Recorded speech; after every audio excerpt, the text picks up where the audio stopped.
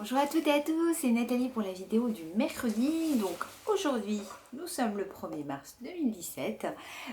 J'ai l'intention de vous parler de tout ce qui est IRM et ponction lombaire. Donc IRM et ponction lombaire, c'est ce qui nous sert à avoir un diagnostic de CEP. Ça sert à d'autres choses, mais pour nous en l'occurrence, c'est pour ça. Donc je vais vous en parler un tout petit peu brièvement en vous en parle des petites recherches que j'ai faites et puis vous donner mon ressenti, voilà, perso, pour essayer que vous ayez le moins peur possible parce qu'il ne faut pas avoir peur. Donc l'IRM d'abord, donc c'est une IRM et non pas un IRM puisque c'est imagerie, pardon, je bug, par résonance magnétique. Donc l'IRM, alors là je vous lis un petit peu. Donc c'est un examen qui permet en fait d'obtenir des vues, des photos si on peut dire, en 2 ou 3 dimensions de l'intérieur du corps. Et donc l'IRM donne des informations sur des lésions qui ne sont pas visibles sur les radiographies standards, l'échographie ou le scanner. Donc c'est vraiment un examen très pointu qui permet de voir en profondeur, si je peux dire, si il y a d'éventuelles lésions, tumeurs ou autres. Donc l'IRM, il peut servir pour nous, pour le cerveau, pour la colonne vertébrale, moelle épinière, les articulations, les tissus mous. L'IRM sert pour énormément de choses et je vous dis pas que pour nous, pour la CEP, pour d'autres maladies, affections, enfin voilà. Donc c'est un médecin radiologue qui va pratiquer cet examen. Voilà. Donc en fait, on vous met... Alors il y a beaucoup de gens qui appréhendent cet examen, puisqu'on vous met dans une sorte de long tube, allongé, vous ne bougez pas. Alors en général, enfin moi à chaque fois, donc je suppose que c'est partout pareil en France, quand on fait le cerveau, on vous met une sorte de aume sur la tête, enfin de aume entre guillemets, et puis il faut surtout ne pas bouger. Alors beaucoup de gens appréhendent pourquoi? Parce que la peur déjà de bouger, mais non, si vous restez bien statique, c'est pour vous dire un truc. Moi je m'endors quand je fais une IRM, pourtant il y a un bruit de folie, on a l'impression d'avoir des marteaux piqueurs qui vous résonnent dans la tête et tout, mais moi j'essaye de faire le vide. Pourtant Dieu sait que je suis une stressée à la base, mais j'essaye d'être très zen et puis voilà. Donc, il ne faut surtout pas bouger. En règle générale, on vous donne, si vous le souhaitez, une petite poire, enfin un petit quelque chose pour appuyer. Si vraiment vous vous sentiez pas bien, vous savez que vous avez toujours cette possibilité, vous appuyez et quelqu'un viendra. Moi, je n'en ai jamais voulu, je ne le prends pas parce que je me dis qu'il ne peut rien m'arriver de toute façon. Mais vous savez que vous avez cette poire. Vous avez aussi, alors à Lorient c'est comme ça, je pense que ça l'est dans beaucoup d'autres endroits, voire peut-être partout. Vous avez tout en haut, quand vous êtes allongé, une glace qui vous permet de voir l'extérieur. Donc vous vous sentez moins oppressé dans ce tube en fait. Voilà. Et puis en général, en cours d'examen, peut-être à la moitié, je ne sais pas. Auparavant, oui, on vous a fait on vous a posé une perf, enfin pas une perf, mais on vous a posé une seringue, enfin je ne trouve plus le mot, pour que en cours d'examen on vous injecte un produit dit de contraste pour voir justement si les lésions que vous pouvez avoir sont actives au moment X, au moment où vous passez l'examen. Donc ce qui est important à retenir, c'est que c'est un examen qui est très poussé, qui permet de voir énormément de choses et qu'il ne faut pas l'appréhender. Parce que certes, vous êtes tout seul dans votre tube, mais vous avez le médecin radiologue, vous avez... il y a des personnes de toute façon qui sont là. S'il y a le moindre souci, ils vont venir. Il ne faut pas paniquer, surtout pas, ça ne sert à rien. Vous essayez, dans la mesure du possible, de vous détendre le plus possible, en restant allongé, vous fermez les yeux, vous essayez de penser, alors soit des bonnes choses, soit votre liste de courses par exemple, soit ce que vous avez à faire, soit, voilà, vous détendez en pensant à rien, à vos futures vacances ou à tout ce que vous avez à faire. Au moins c'est pas une perte de temps comme ça, voilà. Donc il faut essayer d'être le plus détendu possible et il ne peut rien vous arriver. C'est un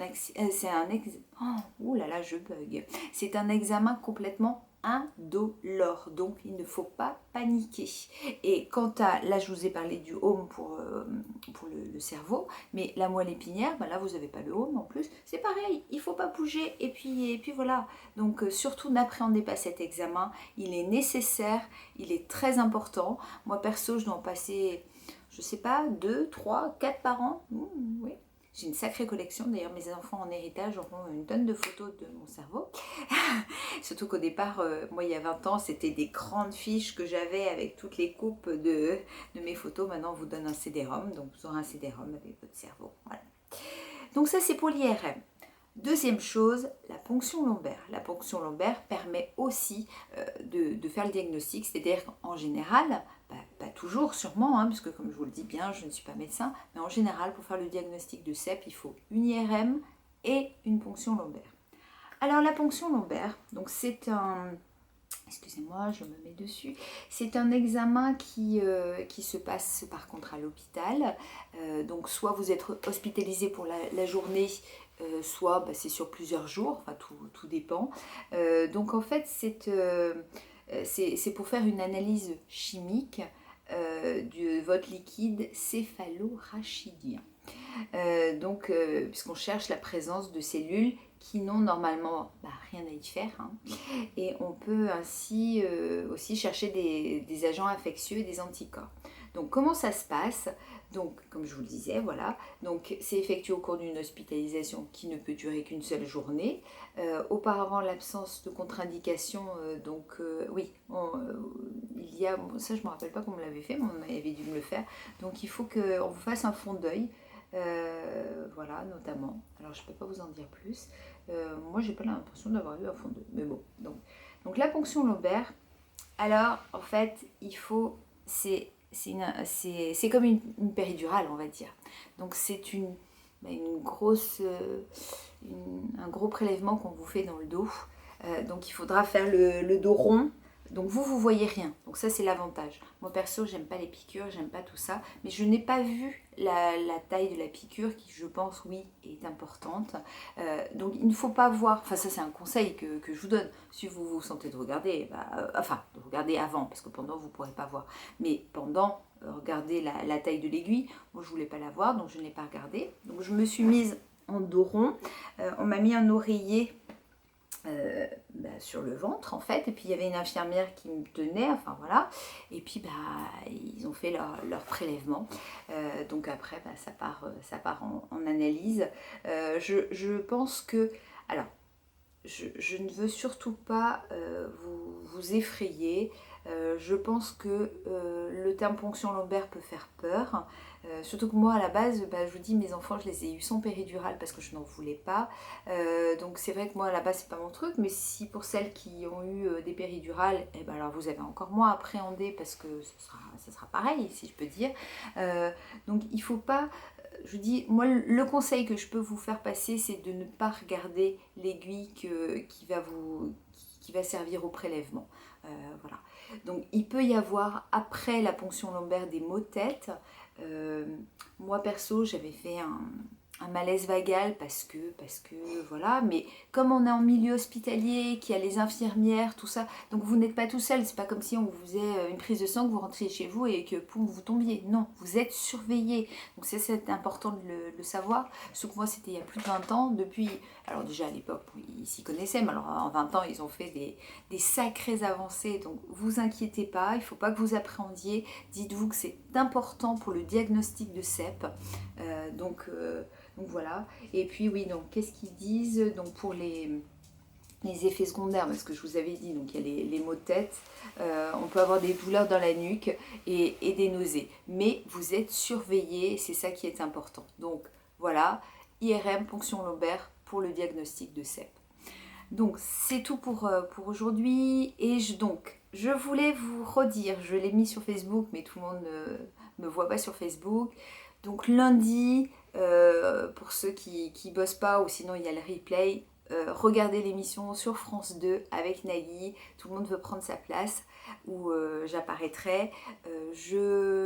Mon but n'était pas de jouer, voilà, c'était pas ça, mon but c'était d'y faire passer un message. Donc j'ose espérer que mon message passera bien, sera bien entendu, puisque vous savez que il peut y avoir des coupes et tout, et puis c'est vrai qu'à la base c'est pas une émission pour faire passer des messages. Moi j'ai pensé, je pense très fort à vous tous. J'espère que j'aurais pu nous faire entendre. Donc lundi 11h55 sur France 2. Et puis voilà. Donc je vous fais plein de gros bisous. Dimanche, alors sujet très difficile, mais je me dois de l'aborder. Je vais parler du décès d'un proche, notamment avec la CEP, les retombées qu'on peut avoir, ou pas forcément avec la CEP. Voilà. Je vous fais plein de gros bisous. Passez un très bon mercredi et je vous dis à dimanche.